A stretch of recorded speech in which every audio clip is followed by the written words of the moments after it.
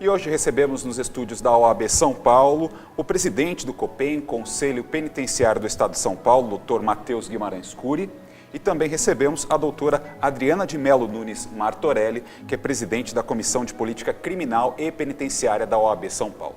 Motivo da nossa conversa, as duas entidades acabam de assinar um termo de cooperação e eles, justamente melhor do que ninguém, vão explicar as razões, motivos e também objetivos deste termo. Bom, doutor Matheus, primeiro, o que leva o COPEN a ter esse termo de cooperação com a Ordem dos Advogados do Brasil, Seção de São Paulo? Na verdade, a Ordem dos Advogados do Brasil, Seção São Paulo, sempre foi uma grande parceira do Conselho Penitenciário. Esse documento é uma mera formalização desse convênio que vem sendo, dessa parceria que vem sendo realizada já há muitos anos. A OAB sempre colaborou muito com o Conselho Penitenciário, não só nos projetos desenvolvidos pelo Conselho em conjunto com a OAB, tal como o projeto de arte no Centro de Progressão Penitenciária do Butantã, o projeto agora com os egressos do sistema penitenciário, encaminhando-os a uma atividade, encaminhando-os à reintegração à sociedade, mas também na divulgação de palestras, cursos. A OAB tem 6 assentos no Conselho Penitenciário e sempre foi muito presente, sempre ajudou muito o Conselho Penitenciário, não só para fomentar projetos, mas também, repito, na questão de cursos, palestras, enfim, aprimoramento profissional. Muito bem. Doutora Adriana, a OAB já faz alguns trabalhos com a população carcerária do Estado de São Paulo, inclusive a gente deve lembrar, é uma questão muito importante para o eixo de segurança pública, para as políticas de segurança pública. Dentro dessa parceria agora, qual é o novo objetivo ou daqueles objetivos que já existiam, quais aqueles que devem ter uma melhor continuidade? Na verdade, como bem disse o presidente do Conselho Penitenciário, o representante da OAB lá no Conselho, a assinatura desse termo de cooperação, ele só formaliza uma parceria já muito antiga, que já vem acontecendo há mais de uma década, né? E que se intensificou mais nesse último ano, justamente porque os projetos que antes eram apenas ideias, eles começaram a se consolidar. Então, do mesmo modo, esse termo de cooperação se consolida, né, para demonstrar o compromisso conjunto desses dois órgãos, essas duas entidades. Uma é um órgão de fiscalização oficial, que tem como diretriz legal verificar as condições de encarceramento, né, é um órgão consultivo, e que também fiscaliza os liberados condicionais que vêm todos os meses comprovar o cumprimento das condições impostas no benefício, no benefício conquistado, e que o não cumprimento dessas condições, ele pode perder o benefício.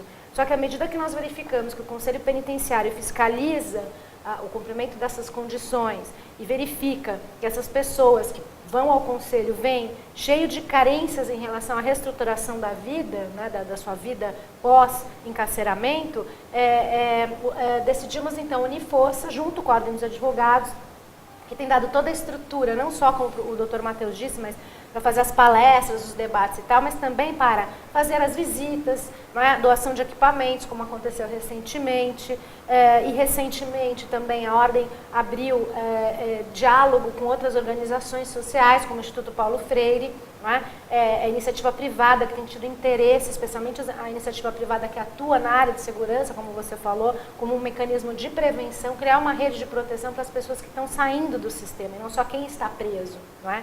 Em relação a quem está preso, nós temos uma pesquisa de intervenção em andamento no Centro de Progressão Penitenciário Feminino do Butantã, que é uma unidade onde há mulheres encarceradas em regime semiaberto, né, muitas estrangeiras, e onde também há, entre estrangeiras e nacionais, aquelas que têm os seus bebês, né, que nascem muitas vezes no processo de encarceramento e que se mantêm ali até o 8º mês, 6 meses no período obrigatório de amamentação e às vezes 8 ou 9 meses para conseguir a vaga nos abrigos para aquelas mães que não têm família para encaminhar, especialmente as estrangeiras que não têm vínculo no Brasil.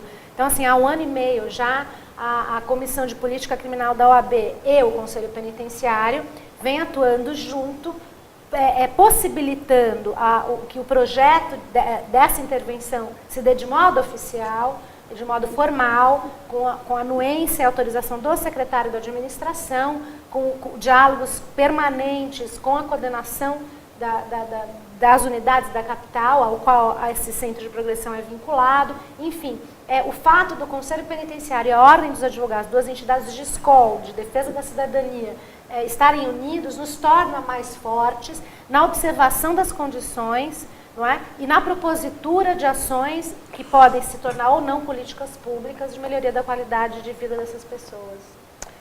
Agora, doutor Matheus Guimarães Cury, corrija-me se eu estiver equivocado. Um dos pontos desse novo termo de cooperação é a questão da execução penal no estado de São Paulo. É um assunto que está em ebulição, houve há algum tempo a ordem contestando aí mudanças que o Tribunal de Justiça do Estado de São Paulo planejava. Nessa questão de execução penal, o que esse termo pode levar a estudos e desenvolvimentos? Nós precisamos principalmente, além de conscientizar a sociedade, conscientizar o Poder Judiciário para que dê prioridade no processo de execução penal. Hoje, posso dizer, sem a menor sombra de dúvidas, que o maior contribuidor para essa população carcerária é o Poder Judiciário. Não só porque solta pouco, não só porque adotou uma política de encarceramento muito forte, mas também porque, em razão da péssima prestação jurisdicional.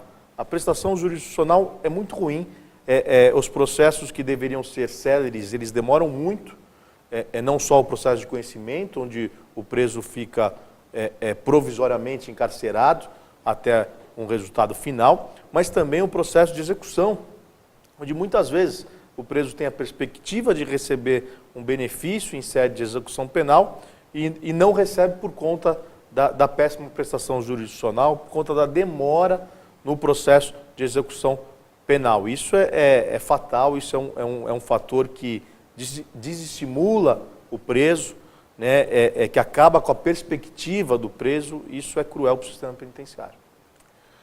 Correto. Doutora Adriana, agora há uma outra questão, e até acredito que a ordem tenha um papel importante nisso, que é a conscientização da sociedade com relação aos cuidados com a população carcerária, até por conta de termos um alto índice, por exemplo, de reincidência criminal. Ou seja, o sistema não estaria cumprindo a sua missão.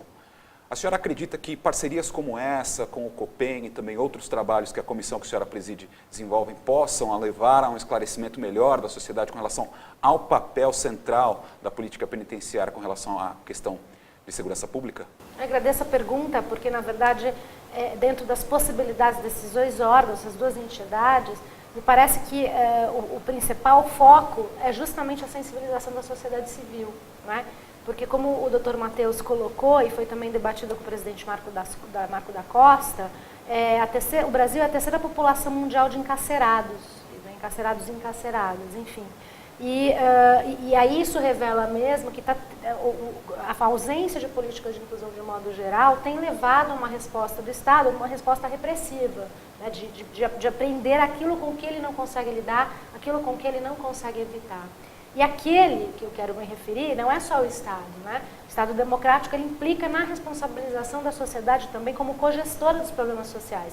Tanto que a Constituição Federal ela tem dois preceitos que me animam muito. Um é a questão do Estado democrático brasileiro que tem que ser construído com base nos princípios de solidariedade e justiça, né? Solidariedade é você olhar o outro com compaixão, que é um instrumento de gestão, né? É um ato político.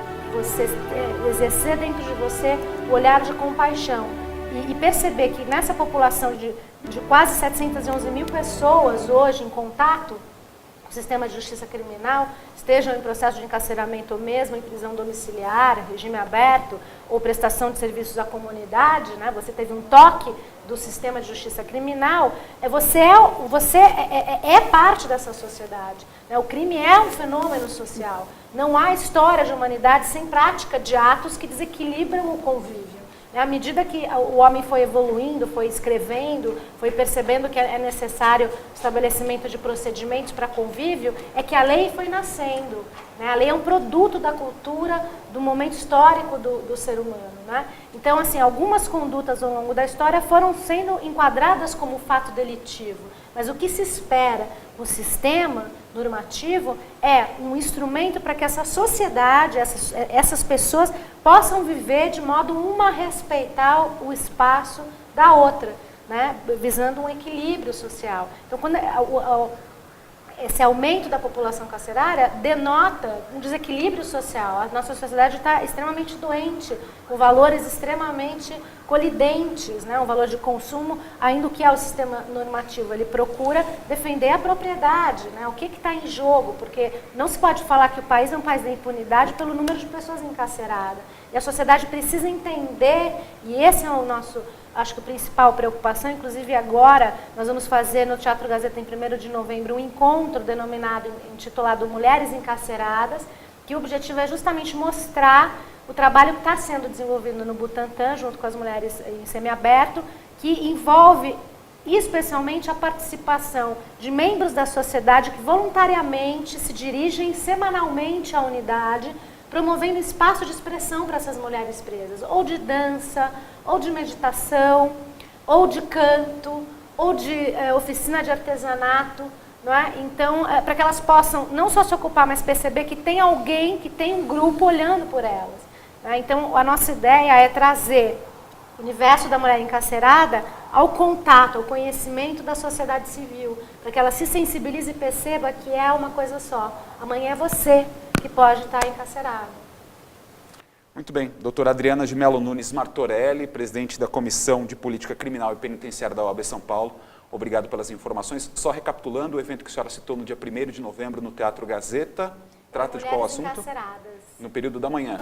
E o subtítulo é integração. A palavra-chave do evento é integração. Vai ser das 9 da manhã até às 16 horas. Não é? Nós temos, dentre os convidados, o professor Luiz Flávio Gomes, que vai falar do trabalho recente dele, o César e Beccaria, 250 anos, o professor Sérgio Salomão Checaira, que vai falar sobre a história da pena, a Bruna Angotti, que vai falar sobre a história da mulher no sistema penitenciário feminino, o professor Roberto Silva, que é membro consultor da comissão, e é uma história à parte, porque é uma pessoa que se reconstruiu dentro de um processo de exclusão social.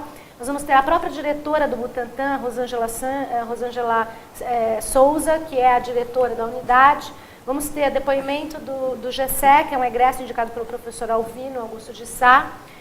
Vamos ter também a apresentação das oficinas dos voluntários, então teremos uma oficina de meditação, a oficina de canto, a oficina de dança, o sarau de poesia. Vamos ter o Dr. Jaime Garcia, que é corregedor do Tribunal de Justiça, que vai representar o judiciário nisso. Ele é um personagem inovador dentro do judiciário. Ele vai falar sobre a janela que a arte promove no indivíduo encarcerado, não é? Além disso, a gente vai ter uma participação em que pese singela, mas necessária, do Afro-Reg, porque eu queria que eles trouxessem o grupo deles do Rio de Janeiro, mas não foi possível, enfim, por tempo e tal, mas eles vão trazer o grupo SOS Juventude, que é uma intervenção que eles têm com a juventude periférica, e vão apresentar para nós todo o trabalho de integração por meio da oferta de emprego ao egresso, né? Então, assim, vai ser um evento, se eu esquecer alguém, me desculpe, porque vai ser um evento... o Susan Cordeiro vem falar sobre arquitetura prisional, né? Então, assim, a gente quer fazer um pupurri com esses cientistas e com esses voluntários, e a atuação vai ser junto com a sociedade civil, porque a gente não vai ocupar o palco como se costuma ocupar, o palco vai ser o próprio auditório, para que todas essas intervenções venham do meio da sociedade. Vai ter participação de egressas lá, e egressos que vão estar no meio dos participantes, do auditório, e ninguém saberá quem são, enfim, a gente quer fazer uma integração mesmo, né?